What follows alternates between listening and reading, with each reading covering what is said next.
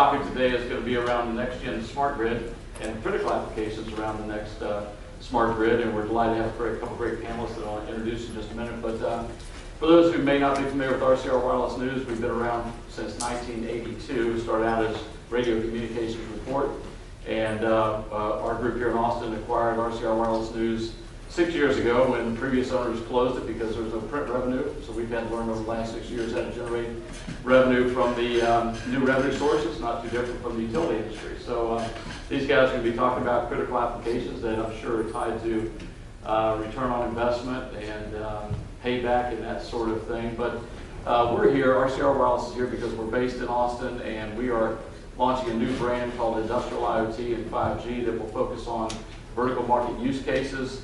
If you guys have something interesting to talk about, whether it be smart home, smart building, smart grid, we've got our managing editor here, Sean Kinney, and our VP GM, Kyle Welch. We're going to be launching soon and welcome use cases around how companies are developing new business plans around vertical markets. We're going to launch that focused on the enterprise market, and look forward to engaging with you guys. But again, my name is Jeff Mucci. Our panelist today, Dan Smith, who's VP of Electric Service Delivery for Austin Energy. We've got Michael Bates, who is Global Energy Director for Intel. And then we have Robbie Wright, who has moved into a new role as VP of Connected Homes with Centrica, which owns Direct Energy and British Gas. So the format today is I'm going to ask each of them to talk about their responsibilities, talk a little bit about their company as a whole, and then we're going to move right into what is the most critical application or project you're working on today. So Dan, why don't you start us off, talk about your role, talk about your company, and then move right into what's critical for you today. Okay, sure, yeah. Glad to be here, and it looks like it's a little bit of an intimate group, so this will be a good opportunity to interchange with each other. I, as I stated, Vice President of Electric Service Delivery, that's code for the T&D arm. So Austin Energy is a vertically integrated utility, so it means we own our generation, our T&D system, and of course the retail arm of that. If we were unbundled, the portion I have would be a separate business unit, much like what the IOUs are in Texas, if you're not familiar with the Texas grid. So I have about 550 people, and it's all aspects of what's happening on the T&D side of it, of which I'm proud to say I think Austin Energy is, in some areas, is really trying to take the forefront of what's happening as far as grid modernization, and so those are areas that I get to have responsibility over and help direct and lead. With that stated, probably maybe the showcase of something I'm working on right now is related to a project we're calling Austin Shines. It's part of,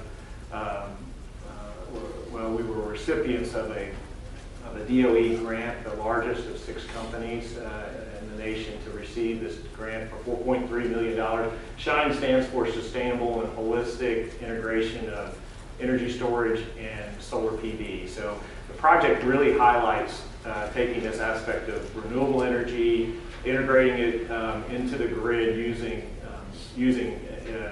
energy storage along with various types of load control and optimization. And so that's that project. And by the way, it kind of covers what's happening in the grid scale, what's happening in the commercial sector, and what's also happening at the residential. So it takes in a lot of different pieces. Pretty exciting project, and we just going to kick that off in February, so we'll be working on that for the next 3 years and be sharing a lot of results out of that. Michael? Thank you. Mike Bates, Global Energy Director for Intel.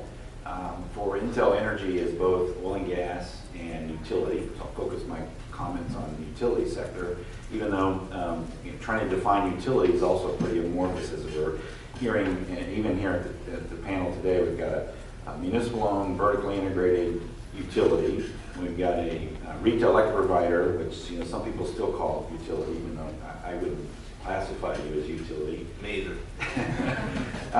But so in our world, a lot of people ask me the question about what is Intel doing in an energy event, or if I go into a meeting with an energy client, and again, keeping my comments to utility. Usually it's, hey, this is great, come on in. We see where Intel is kind of holistically in the space, or what are you here to help me with today? So the areas that we're focused on really span the entire value chain. So we're in the connected home side, we're in the connected building side, trying to pull those resources into the grid, into the markets through what we call active grid management solutions. So that's kind of the things that you're working on, which is putting edge compute and IoT on the edge to be able to track and monitor the growth of energy, renewable energy resources, specifically consumer-owned, because these are things that are happening outside of the purview of the quote-unquote distribution utility in most cases, all the way up to cloud, high-performance compute, load forecasting, all the analytics around this new evolving business model. I think there's a lot of interesting projects that we're working on, and most all of them are through a partner that we go to market with. One of those is in Europe with E.ON, which is the largest utility there. I think it was mentioned a couple of times already in a couple of sessions. They have seen a massive growth of consumer-owned, I'm going to call it distributed energy resources. This includes rooftop solar. It also includes EV chargers. It could include a smart thermostat. It could include any number of supplier demand-side assets. They've been offered by third-party new market entrants outside of E.ON's purview. And what E.ON is being asked to do is for every electron that's produced on the other side of the grid, or the other side of the meter by the consumer, they have to accept it under the grid. And if they can't accept it, it's basically dissipated as waste. But the story doesn't end there. That E.ON has to pay for the actual energy that's dissipated and not put on the grid. The reason why they're having struggles is that the grid isn't smart enough, it isn't optimized enough to take every one of those electrons.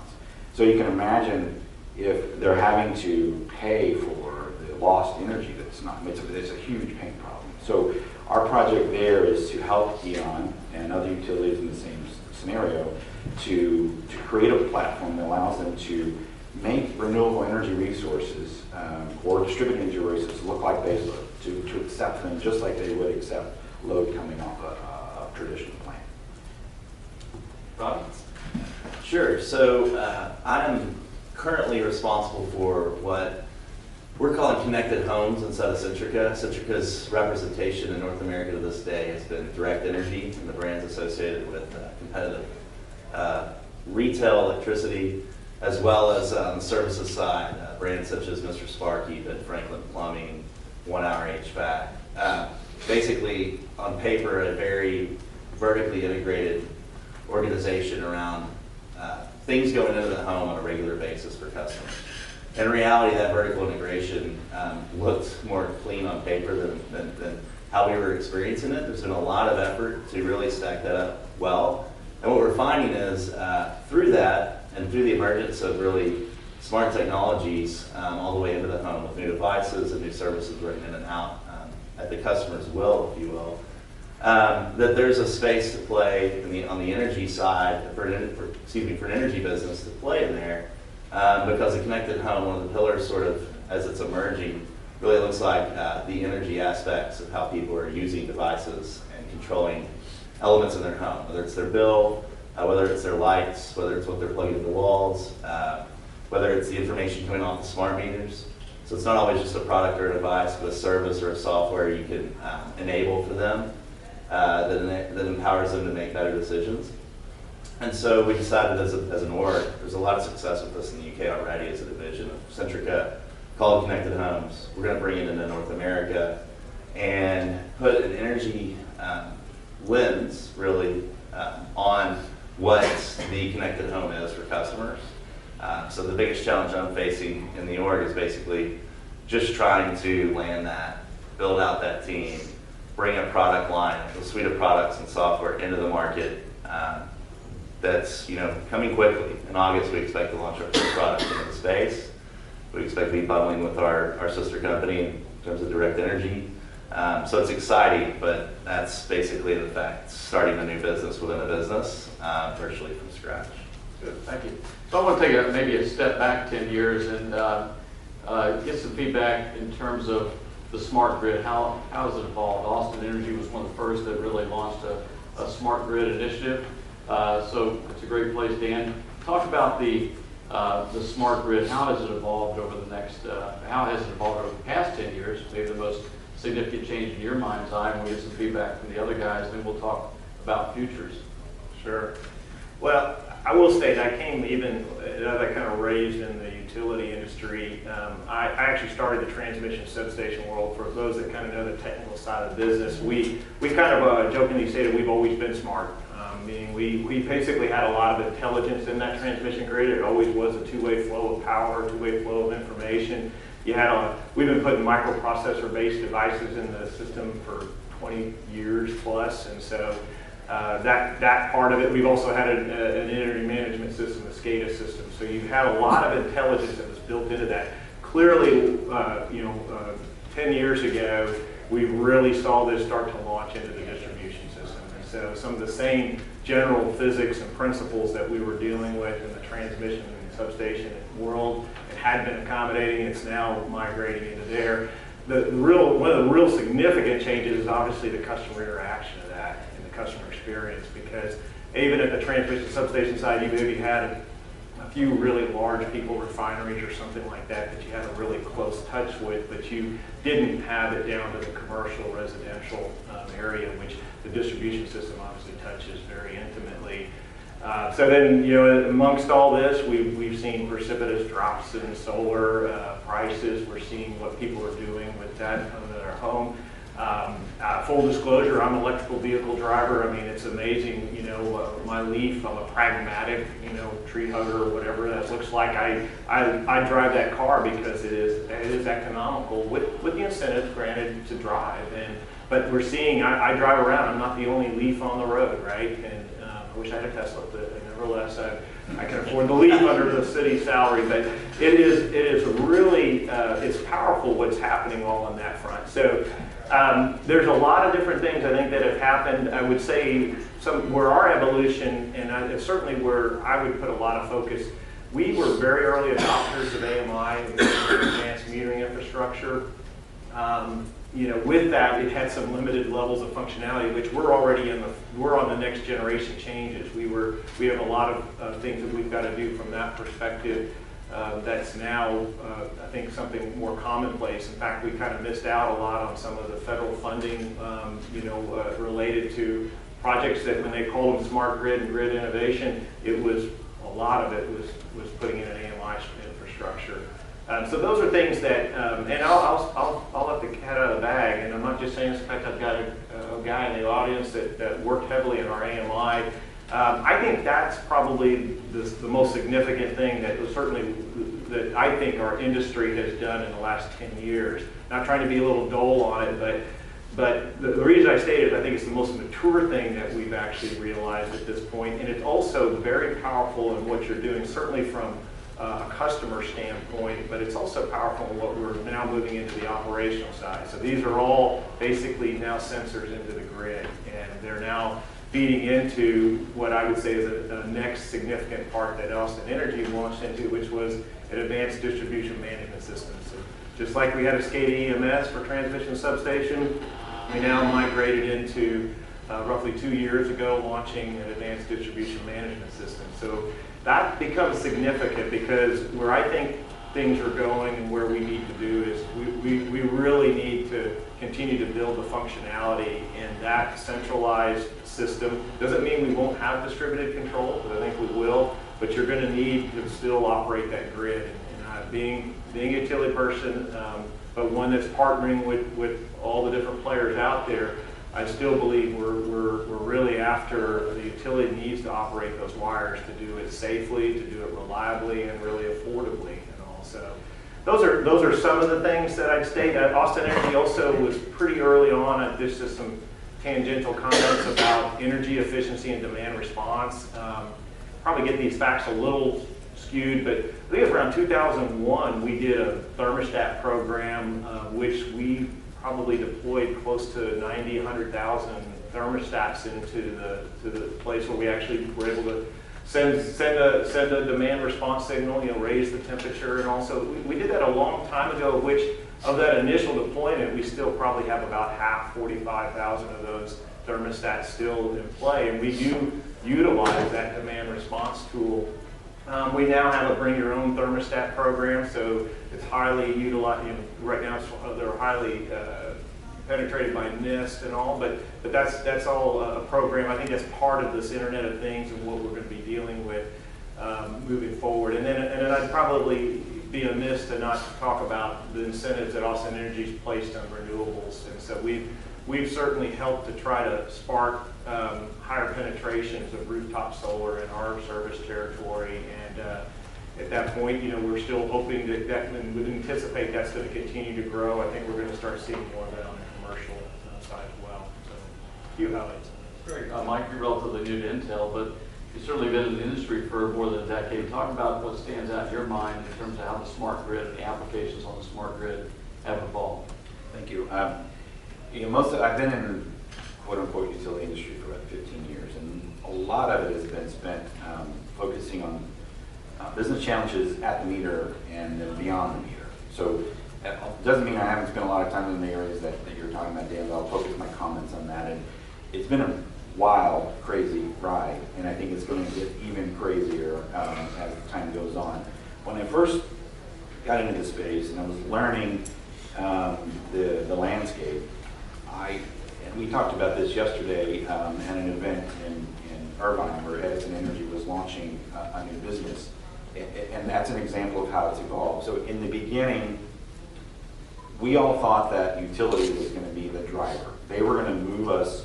That's where procurement was going to occur. That's where solutions were going to be developed and deployed and implemented, and they were going to drive this evolution. And I think I learned that partly because the utility is a segmented segment, it's difficult for utility because some utilities, if you're a regulated utility, or you maybe got one hand tied behind your back on what you can or can't do on the other side of the meter. So it's complicated and difficult for utility to drive this evolution. So then the next phase of my learning was I felt like the regulatory bodies and policy and legislators were going to make the change. And they were going to open up and create rate certainty around things that can happen on the other side of the meter. And I mean, everyone in the room probably has some experience with that process, and that it's a slow process. There's a lot that goes into it. And while all of that was happening, I think there was a void being filled around consumers and consumer choice. And I think that void is being filled by these new market entrants that I think is really going to be the impetus in the change. And it's all around responding to consumer needs and consumer choice. I mean, who would have thought 10, 15 years ago that we'd wake up one day and see Comcast, a cable company, offering energy services, or Google getting on the other side of the meter and engaging customers, or companies like Vivint, who's a home security company, now getting into solar, now getting into, and then of course companies like Direct Energy that are getting into these areas. So I think for me the evolution is really now gotten to a point where my dad would say the toothpaste is out of the tube. We're not going to go back, and I think what's really going to drive us forward is consumers, consumer choice, and what consumers are wanting to pick different rates, different ways to consume energy, different ways to produce energy, and potentially at some point, consumers participating in markets. So being able to, it's happening in ERCOT today, EDF is wheeling power into the ERCOT market that's backed up by thermostats. So being able to, almost like a shared economy. So you go to someone that owns a thermostat, just like you mentioned, you ask them, hey, we want to borrow your thermostat for 4 hours tomorrow, let your temperature drip, in exchange we're going to give you some credit. If you can start moving that, just last comment on this evolution, and I mentioned Eon already, there are pig farmers in Germany. They don't care about energy savings, they don't care about carbon emissions, they don't care about any sustainability. What they really care about is money. They want to generate money. So they're putting rooftop solar on their barns, across their farms, as a way to get a pension for themselves after they retire from the pig farming business. These are folks that never would have thought about participating in the market. So again, I think that's where we are today, and I think that's going to drive the future evolution. Well, thanks for those anecdotes. I know our guys will be right about pig farms. We've been right about pigs in the past as being smart animals, and they're embedding sensors in cows and this sort of thing. So now we've got a roadmap for other vertical markets in the animal business. But Mike, Robbie, you're on the tip of the spear. in your new role with Connected Homes. But let's take a step back and, what have you seen in terms of major monumental changes in the grid that really position you to launch the innovation you're going to be pursuing in the Connected Homes?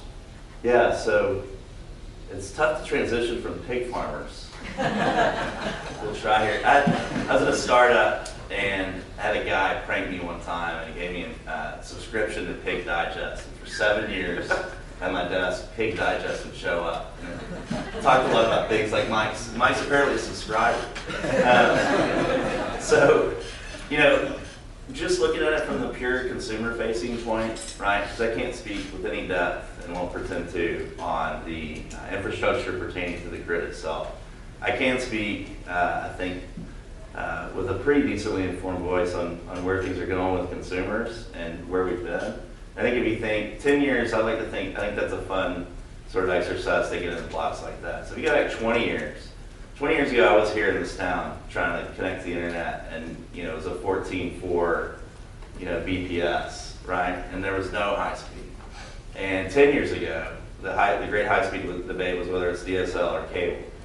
And today, no one thinks about high speed whatsoever. It's a given, and you better have it steadily. It better be 5 nines at a minimum in terms of quality, or people are going to start complaining on Twitter, which was deployed, or I guess opened or announced in Austin, 8 years ago. So it didn't exist 10 years ago. So customers can go there and go on Facebook, which did exist in the higher institutions of higher education over 10 years ago, but not really anywhere else. 10 years ago, no one in this room, and I hope none of you are looking at one right now, someone probably is, had an iPhone or a Droid. BlackBerry was considered, sophisticated. We all had one if we were, working at that time in any kind of role that had us out of the office at all. And now BlackBerry's, gasping for air. So consumers, I think, over that time have come to a point where the consumer feels like he or she has control, and it's reached escape velocity. So there's no longer a situation where, as a company, you can't be providing them new, sustainable, consistent products or service experiences. And if you're failing in that, you're in trouble. And if you're not trying to look ahead and say that, gee, through all this chaos, what can I focus on and deliver value on to customers, then someone else in your space probably is doing that, and they're beating you to it already. And I think, the barbarians in the energy space, the consumers, are at the gate. And they're not going to knock nicely to the utilities and the D-Reg guys. They're going to take the walls, and then where does it go from there? I don't know. But there are guys out there right now, startups, Fortune 5s alike. And to the extent you can talk about the business model that made it work, that would be great. Great. Yeah, I think all I really did, just to be clear, is we changed my title. We were doing a bunch of connected home stuff in the U.S. already. It wasn't with our own product. So in the U.K., they're building products. They're shipping it from China, putting it into homes in the U.K. It's going very well. They're competing with guys like Nest, guys like Eon in certain markets. And Eon has someone in the U.K., I can't remember, either one of the big six or someone along those lines who's competing under a different brand. But they're winning. They're experiencing a lot of uptick in terms of customer reaction, NPS score, churn reduction, et cetera. We've seen some of that as well through the programs that we deployed, which is why they're saying, well, let's marry this up. So a couple of things that we've done over the past few years that I think are intriguing and germane to this audience. One, we looked at our commodity product we were delivering to customers, whether that was B2C or small business. Okay, so I haven't been that exposed to C&I. On those other two fronts, I said, well, how do we turn this into more about, not about save money, save money, save money, but use less. So just use less. So let's go with that as a message. And if we want to live with that as a message and turn that into how we think about things in the business, what do we have to do to get there and mean it? And so we looked at smart thermostats as a good area to sort of take a beachhead. And we did a couple pilots, one of which was with Nest. And the way we ran that program was we bundled the commodity with a warranty or an annuity product that we also have an annuity business. So there's vertical integration involved, working well together. And then the outside party who had the hardware device and said, we're gonna basically make this a no-cost event to the consumer through the way we're going to deliver it up front. So we want to get the thermostat in home, and then over time, through a long-term agreement with that customer, show a reduction in their usage, affect how people think about us in the marketplace. Because in Texas and other markets, competition, where it's competitive, it is a street fight. It's the Wild West. So, we want to be at the forefront of that, bringing newness to the space. And so we ran a bundled plus device plus warranty product into the market. It has worked like hotcakes. People love it. We get a ton of good reviews from it from our base. It's impacted things like NPS. It's profitable. I can't tell you enough about it. We're going to make that have babies. So we're not just going to do it with one particular product or one particular brand. We want to have variants on that and be able to offer to customers who may not care about a thermostat, may not care about a certain brand, other opportunities to actually reduce their usage. So literally buy less of what we sell and stay with us longer in exchange for that. So that's a program that we think is one of the aspects of newness in the market and where the future is headed. As well, I think we deployed last year in Texas a program called Direct Your Energy, which took a mathematical approach to disaggregating your electricity bill. So rather than just give you a lump sum at the end and say you used 100 kilowatts or 1,000 kilowatts, how did you use them, right? And we worked with an outside party, a startup called Grid4C, to sort of work through the math. We worked through the UX. Internally, it helps to have some people who've done software and UX, I grant you, but we put an experience together that showed customers this is what you're using with your refrigerator, with your lighting, with your HVAC, et cetera, consistently. You can look at it daily, leveraging smart meter information. You can look at it monthly, you can look at it over a year, and you can see how your changes affect utilization at the home. And I'll say, that sounds nice, but do people use it? And what we've seen is the recurrence rate, time on page, time on site. These are things for a digital nerd that are really cool. If they go well, and really terrifying if they go poorly. But for us, they went really well. Right? We're seeing people come back, use us more, look at us more. We're seeing churn impacted. Not only that, we're seeing 30% of the people who actually go into the experience. So 30% of our base who goes digital is giving us more information about their home. They're helping us complete the feedback loop. So we're getting smarter as we go. And as devices are brought on by us, we're plugging that information into what we're doing with those customers. So we're just going to keep advancing that so people have power in their hands in terms of what they're doing and what their next best action should be in their buying experience with an energy company. I do want to have a follow-up question on that, the business model of incenting people to spend less with you. Talk a little bit about the kind of how you justify that from a kind of revenue, expense, and CapEx. How does the business model work? So, I love that question. I'll just tell you, there are some guys out there whose business model in some ways looks free, right? So just getting people to pay less to Google, as a for instance. If you're a shareholder, you know better. But to you and me, when we do a search, that's free, right? It's not costing me a dime. And last year they brought in $75 billion in revenue. Maybe that was last quarter, I don't know. But it was that's a number that they just reported, right? And so for us, it wasn't a huge leap when you sort of look at the grand space of the world and frankly look at a guy like that and say, well, they could compete eventually in what we're doing anyway, so why not? And so you got to look at other key performance indicators. It can't just be, I've got this much margin, I want people to use this much power, and I'm going to hit my numbers on a monthly, quarterly, or yearly basis. It's got to be a bit of a longer game. Do I think I can take someone who has an average rate of staying with me is X months, and can I make that X plus 3? Can I make that X plus 10? Can I make that X times 2? If I can do that, what does that math look like? And that math, when you're dealing at scale, becomes really compelling really quickly, right? So it's not just about the churn or the longevity of a customer.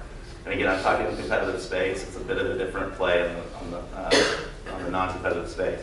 There's also, can I get them to be interested in buying, kind of establish credibility with them so they're looking to buy more things from us, more information that they may not pay for, right? Just, do they have an HVAC problem? And can I be the first to their doorstep with that? Because if I can, that's new revenue for an existing business online. So again, it helps me vertically integrated. I'd hate to be competing with this. It'll be a guy in a garage somewhere across the table from another guy and saying, how do we win as a rep? I've done that. It was a different time. today, I think there's a lot of sophistication going into it.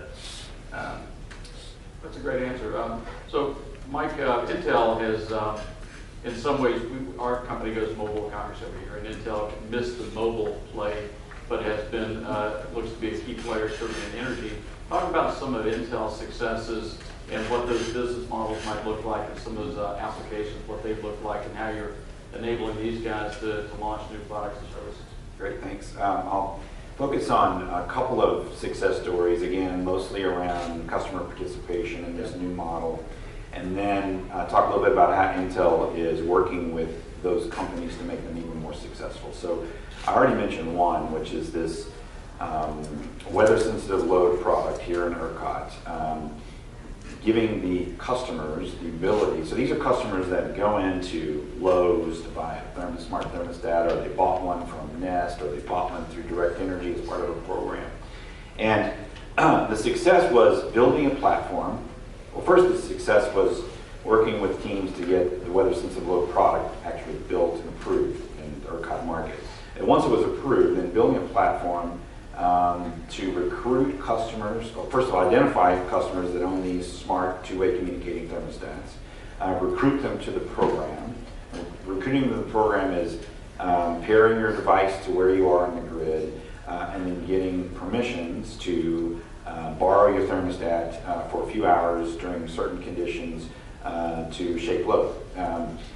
The first year of the project, or the second year of the project, I think, and this was the last year I got numbers, I think they were producing about 50 megawatts of load, which is a pretty substantial load. And again, it's across tens of thousands of customers. But to me, that's a real indicator that there is a market for customer participation in the new energy model. The other, So Mike, I just want to ask you a question on your point. So when you say produce the 50 megs, I mean, are you actually viewing load shave as an alternative source of generation? Yes. So it's a mix in the portfolio of everything else, just like you guys are using your thermostat program. And again, as those base load resources become more and more risky, especially fossil fuel-based resources, then turning to these other alternative resources, I think is a great bridge to what the new energy model looks like. The other success story is similar, but instead of it being a control signal to the customer to participate, it's a pricing signal. So two utilities, Oklahoma Gas and Electric and Salt River Project, which is a municipal utility, have programs together, put the programs together today with a time of use rate and coupled with enabling technology. So you can automate your home system to respond just the way the price signal is received. Now, if you don't respond, of course, you bear the consequences of consuming energy during high price periods, but it puts the tools in the customer's hands and allow them to make the choices as opposed to the utility or the market actually pushing the button to move them. Yep. Go ahead. I do want to get to, where is Intel inside that solution? So this is where Intel's inside that solution. So Intel is working with those utilities to I'm going to say, expand the value proposition by deploying what we call a software-defined gateway in a customer's home. This gateway is an Intel technology inside. The gateway comes in different form factors. It can be sitting on the side of your wall as a hub. It could be inside a home security control panel. It could be in a set-top box, cable box. It could be in a modem. It could even eventually be in an always-on desktop PC. That gateway can deliver energy management services. It can deliver home security services. It can deliver home automation services. It can deliver aging in place services. There's multiple services off this one single gateway, so it allows a company like a Direct Energy to enter the market in energy management because it's adjacent and relevant to what they do, but using the same device, they can expand the services that they're offering. And Direct Energy is probably a perfect example, and they're probably already doing something like this because they've got the home services to go along with it. So expanding that kind of narrowly focused engagement with the customer to a more broader focus in the customer by driving higher adoption because the value proposition is now broader. Instead of coming into someone and say, hey, I got a smart thermostat, it's going to save you money. Now I've got a gateway that can allow you to do smart thermostat activities to save money, but also all the other pieces that come with it. And in those pieces, there's a high level of analytics to be able to predict load across different loads, not just thermostats, but it could include smart inverters. Connected to smart inverters allow you to divert energy that you're producing. It could connect to storage. It can connect to EV chargers. So expanding the ecosystem for customers to participate in a broader way. And then, of course, if we're able to do that, thermostat capacity is maybe in Texas it's 1.3 or 4 kW. In this scenario, I think we're expanding it to much larger level. So that's where Intel is playing in the space right now. So we're going to open up to audience questions in about 5 minutes. But Dan, one of the questions I want to talk about is, what's the impact of connected things on your network or your grid, and what are some of the critical applications you're looking at layering on top that really tie into this conversation about smart cities, Internet of Things?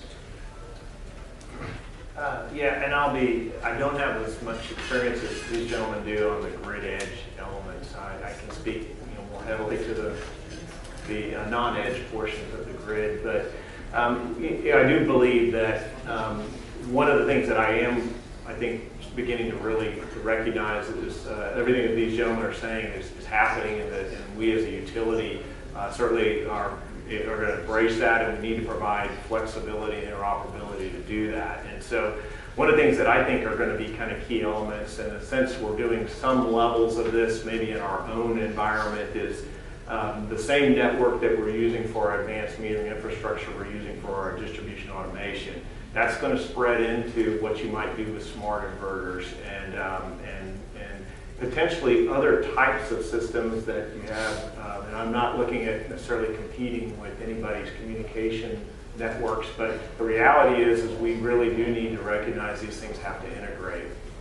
One I think the challenges we face is that there are a lot of opportunities with a lot of competing applications, a lot of competing systems, and it's a complex world. And quite honestly, I think that it's well stated in regard to what the utility industry used to be, right? We have assets that lasted 40, 50 plus years. Now we're talking about things that maybe have a 10-year lifespan, right? And if you can continue to keep things going without having to do some levels of upgrades, and then at the same time we're picking technologies that may or may not stick around, right? It's like, well, that company left the place, that's the space, and so who's still providing service and support? So these are all the type of things we as utilities that we in the past we've been a little nervous about, and I quite honestly I think some of the big players that are getting involved with this are really helping to guide the direction. So it relates to Internet of Things. I'll state another for me, my own car is an Internet of Things. I could right now, turn the AC on or the heater or whatever, depending on the outside temperature, could start and stop charging if it were connected to a charger. You have the ability to actually be, interfacing with that charger. All this stuff becomes important things. Many of you probably know Nissan announced that we'll allow you to discharge your battery onto the system. So it's no longer limited in that regard. So that becomes a resource that we would want to be able to do some form of demand shift, demand management, load control. There's all those things. So for me, I don't think I have my hands on it as tight as these folks, other than understanding conceptually we need to be partnering with a lot of folks as we start to move forward with how we're going to really operate the grid in a more intelligent way. Well, going back to your sphere of influence in the transmission area, the Internet of Things also implies an IP network. And sensors being everywhere, that includes your side of the edge. So maybe talk a little bit about interoperability, security, compliance with FERC, and that sort of thing as it relates to the Internet of Things or potential impacts on your side of the business. Sure. I will state, when we talk about the transmission substation system, and probably many of you in the room are well aware that the risk on cybersecurity side is significant. It is real.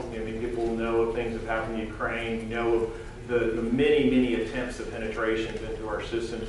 As a result, no doubt we utility folks are, we're not only concerned, but we have to really make sure that there is no possible levels of breach. And that's a constant battle. We're regulated to do so. And so as a result of that, that's an area that, I'll be straightforward. I do have in a sense, IP addressable devices on the transmission system. However, there is no corporate connection, whatsoever. Those are things that are all happened by a separate protection network, and that's the type of lockdown that I don't know how we're going to get changed or through. There may be things that can happen from a security standpoint, but as people know, the bad actors they're continuing working hard as well to penetrate. So my general thoughts is I'm a long way away from the Internet of Things being something where I can sit here right now on my phone and go talk to a transmission device. That scares 80s out of me. Well, we got 15 minutes left. I want to open up the questions. If you would, please just introduce yourself. I'm Steve Gall here with Millsoft. Mike, does Intel, one of the obvious things that this moves toward is participation of these appliances in the transactive energy. And we've had one in ERCOT for years, wholesale, and those same principles apply to retail with about 90,000 levels of complexity added. But would Intel participate in that arbitrage, or would you farm that out to somebody else? Would you actually be doing the arbitrage? That's a great question. We would not. To that point, Intel, The same for Robbie. we don't sign contracts. If we're doing a deal with Direct Energy, whoever is supplying the service, it's Intel technology inside, but they're the ones that are deploying it. So in that same case, we would work to assemble all those micro loads, if you will, through all of our partners that we go to market with, and then find someone to step in between and be the market maker for that, and wheel the power, the capacity into the market. Thanks. And we're talking to those folks today. Yeah, we see it as an opportunity for energy players to participate with customers and bring value and money back into the home. Because there's the potential for considerably more value than just not using as much at whatever price they've been paying for it. It could, in certain times of the year, during constrained periods, it could be worth 50 cents a kilowatt. Yeah, well, okay. So let me walk you through something even more crazy at the moment than that. But imagine if you had consumers who are okay with you slightly shaving heat anytime.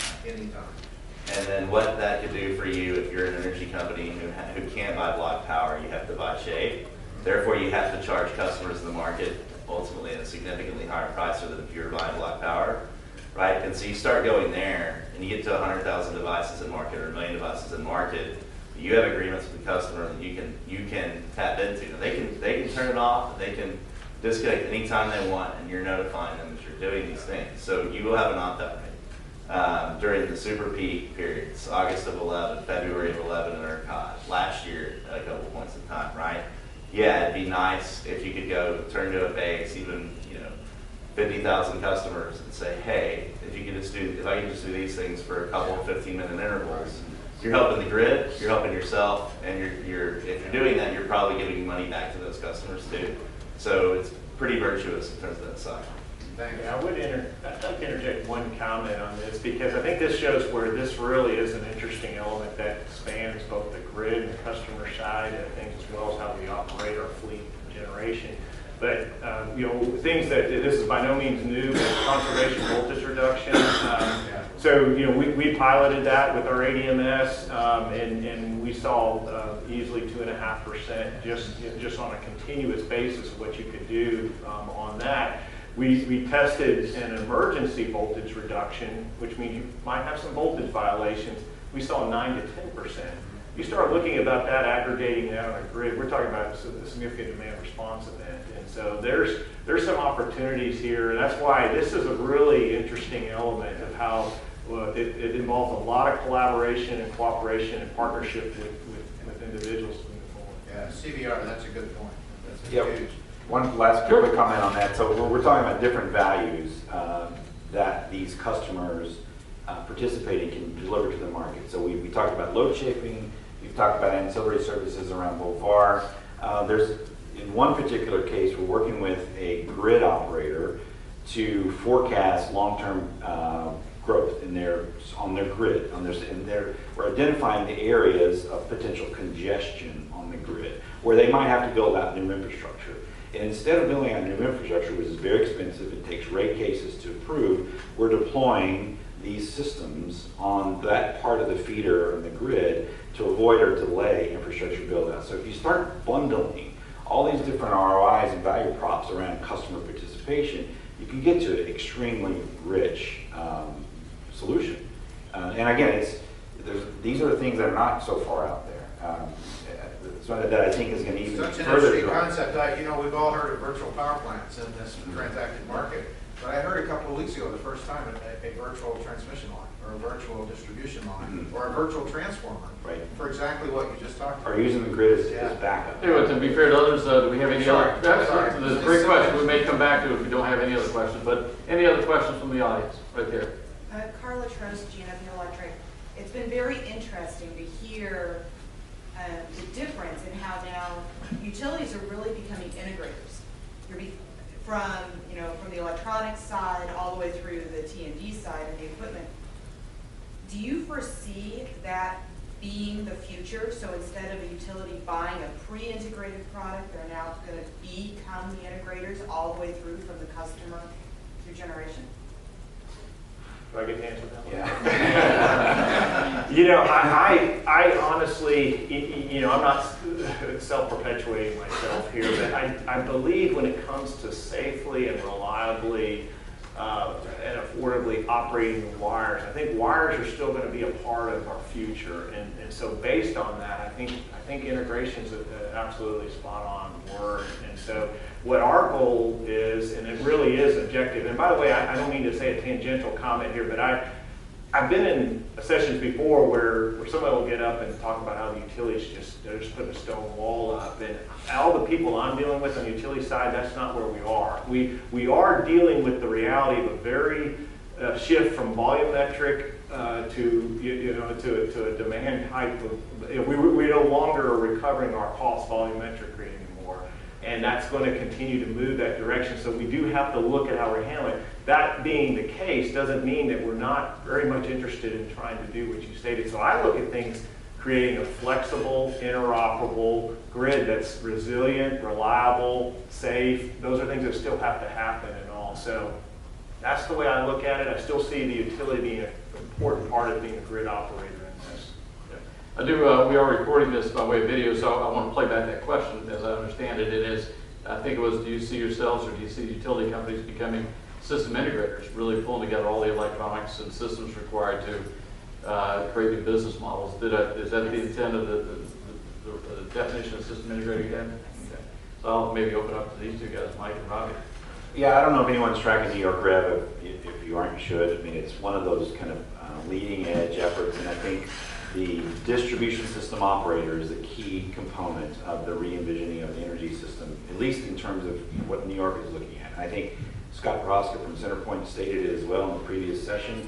I agree with you. I think that center point, that key point, is going to be there, and it's going to be even more important and more critical to the evolution of the model. You know, what happens on the other side of the meter? I think it's all market driven. Companies are going to introduce products, and they're going to, as you say, try to disintermediate the customer from the commodity per se, but they can never disintermediate them from the grid. I think the grid is critical. So I think that it just continues to be more important. On the other side, the generation side, you know, that's a market that I don't know that well. I wouldn't want to be in that market right now. I think it's under quite a bit of disruption and trying to figure out how to move from traditional generation to the new model. But again, I think the grid is here to stay, and I think it's going to grow in its capabilities. Yeah, just to build on Mike's point, from the T&D perspective, I think the premise of I'm going to have a microgrid, I'm going to go off the grid, I'm not going to be running anything back into the pipes and the wires elsewhere, is sort of fun fantasy, or I guess you can go to the extreme, and you can book in the spectrum with people can do that. In reality, are we all going to go there? Is the fat part of the middle of the population going to be pursuing that as an answer? I don't think so. So I think I agree with you from the T&D perspective, and I also agree with you from the generation perspective. I think that's where the cat's out of the bag, if you will. So these consumers are realizing that they have an enormous amount of actual control over what they're using, and it's not just turning the light off when you walk out of the room. In fact, one of the big aha moments we're seeing with customers, and we're talking about this, is wow, you mean to tell me my lighting's only 4 to 6% of my usage at home? They're thinking of us as a light company. We didn't exist as a light company in this footprint in the first place. British Gas did, we didn't, right? So when you think about it from that perspective, I think, the generation side is certainly, I think there's going to certainly be some big shifts there. Us as an integrator of technology, taking it to the consumer, we're doing that now. So we're literally doing integrations of various APIs to bring new solutions to customers if you want to get technical. I know that may not have been as technical as you were thinking about it, but truly you're doing the secure handshakes in real time, bringing that information back to the consumer and telling them what you think their next best action should be. I mean, that's there, and there's new money and different money to be made on it. And it benefits, the trick is that if you're not benefiting that consumer, for us, we can do whatever we want, but the consumer's not going to ultimately gain some value out of it. It's a loser, it's a money loser. So you have to have that as some sort of lens in terms of how you're thinking about it in the competitive space, and we're seeing good results. And so I think that's going to continue. Time for one more question. Right here. The father of the smart grid in the back who wrote the book on smart grid. Yeah, thanks guys. Quick comment, maybe Dan can start it, and you all can have an opinion. So Arizona Public Service recently went to the commission in Arizona, and they put a proposal that's still, to be determined what will happen, but they are asking to be allowed to own a new piece of equipment in homes and buildings, commercial, industrial, called an inverter. So that inverter would be controlled by them in addition to the meter, and all the assets that are on that other side of the meter would need to come through that inverter to integrate with the grid and have that sort of seamless reliability. Are you aware of that? Any thoughts on the benefits of the utility owning that piece of equipment? Can you elaborate in any way? Sure. Yeah, that's an excellent. Why don't you play back the question so that the folks on the recording can hear? What Andres brought up had to deal with this. He talked about that smart inverter. I mentioned that a little bit earlier in the talk here, is that whether that, of course, sits on the customer side of the meter. And so really the question at hand is the proposal to actually, for the utility to own that asset, operate, have full control of that asset. It's a great question because smart inverters, I think, they're a tremendous. They actually can do a lot of function, all kinds of things of which the utility is interested in being able to control it. Unlike a thermostat, where we're just moving the degree a little bit and paying the customer to do that, we could be looking at, well, quite honestly, sometimes curtailing, solar, or residential solar, or commercial solar PV, which the customer's going to be a little not happy about that. I thought I'd put this thing, I spent the money to do that, and now you're wanting to curtail its use. So it's a very difficult, sticky situation of which how we compensate or allow be able to be permitted to do that, and or be able to just have full control of it. The answer to the question is, technically from my foresight, the answer is I'd like it.